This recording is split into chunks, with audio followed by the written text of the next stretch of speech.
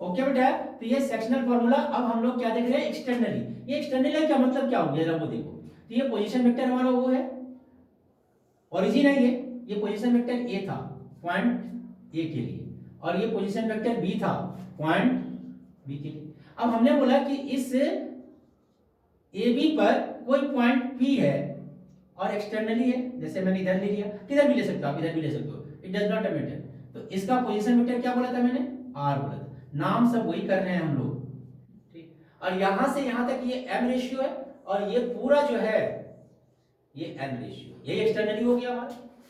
यानी कि AP upon BP, AP upon BP is equal to M by N externally.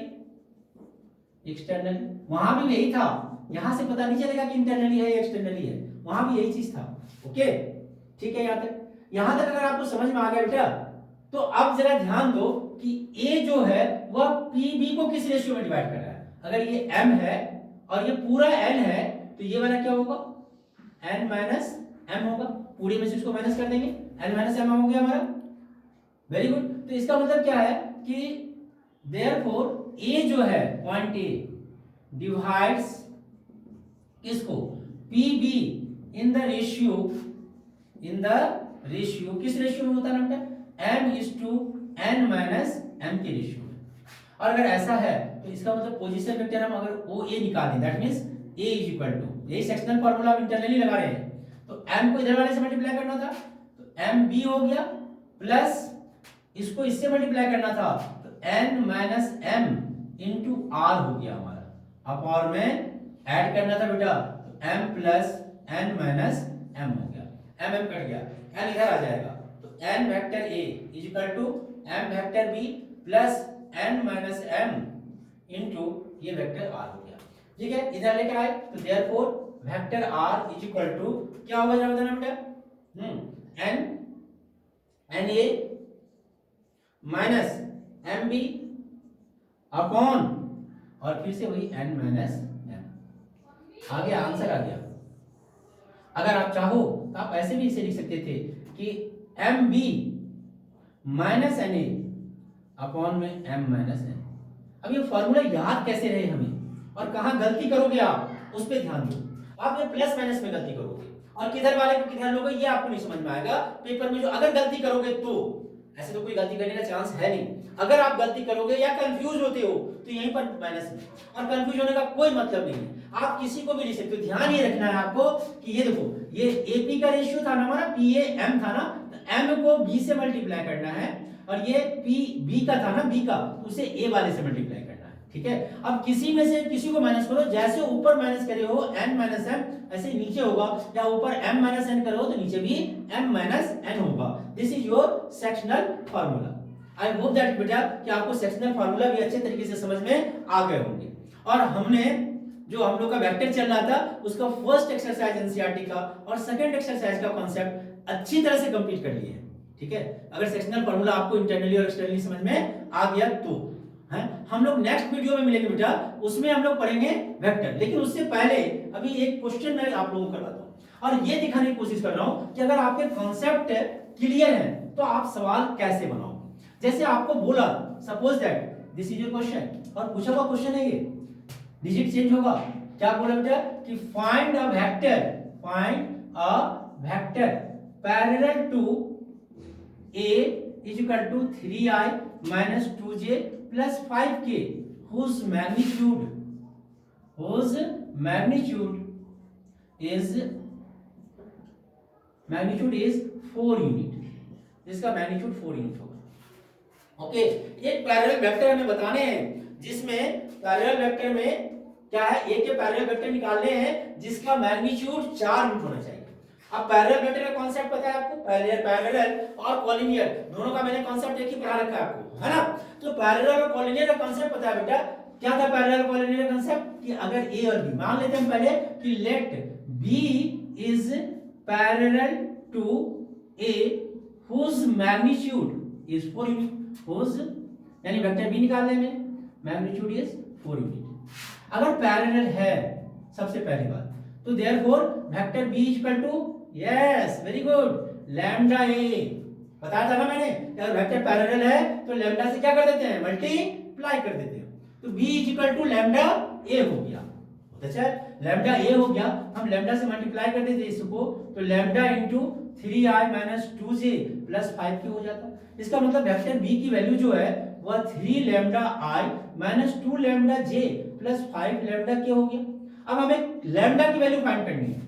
How we find the value of lambda, कैसे हम lambda की value find करें बेटा, i j के बिना कैप का नहीं होता है, ये बात अच्छी तरह से आप दिमाग में बैठा रखिएगा। ओके, तो अब हम कैसे लैम्डा की वैल्यू फाइंड करें, तो इसके लिए हमें क्या दे रखा है, मैग्नीट्यूड जो है वह 4 यूनिट। तो therefore magnitude of vector v is equal to 4 unit. और मैग्नीट्यूड क्या होता था जब बताना बेटा, 3 लैम्डा का whole square plus minus 2 lambda का होल स्क्वायर प्लस 5 लैम्डा का whole square is equal to 4। ठीक है, ये नहीं है ठीक, ठीक क्यों नहीं है ठीक, यही सब गलतियां होती है छोटी छोटी एग्जाम में।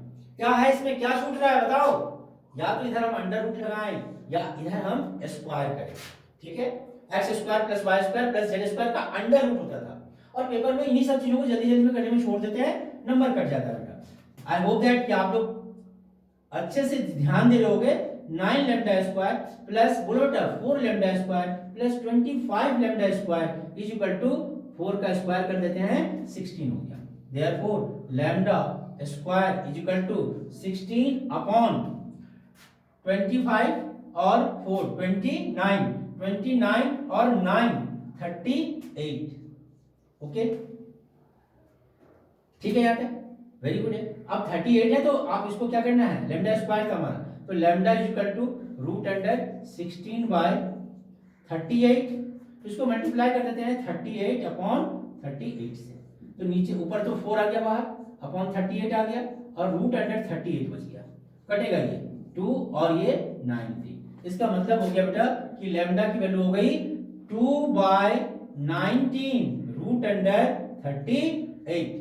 अब ये वैल्यू यहां पर पुट कर देते हैं, ठीक है, लैम्डा की जगह पर। तो therefore vector b equal to क्या हो गया, vector b is equal to क्या हो गया बोलो, 3 into 2, तो 3 2 जा 6 by 19 root under 38। Okay, i 2 lambda है तो 2 2 जा 4 माइनस का 4 अपॉन 19 रूट अंडर 38 जे हो गया, और फिर 5 लैम्डा है तो 5 2 जा 10, तो प्लस का 10 अपॉन 19 रूट अंडर 38 के हो गया। This is your required vector. ये वेक्टर जो है ये इस वेक्टर के पैरेलल भी है, इस वेक्टर के पैरेलल भी है, इस वेक्टर के a के इस वेक्टर के पैरेलल भी है, और इसका अगर आप मैग्नीट्यूड निकालोगे तो मैग्नीट्यूड कितने आएंगे बेटा इसके, यस कितने आएंगे, 4 यूनिट आएंगे।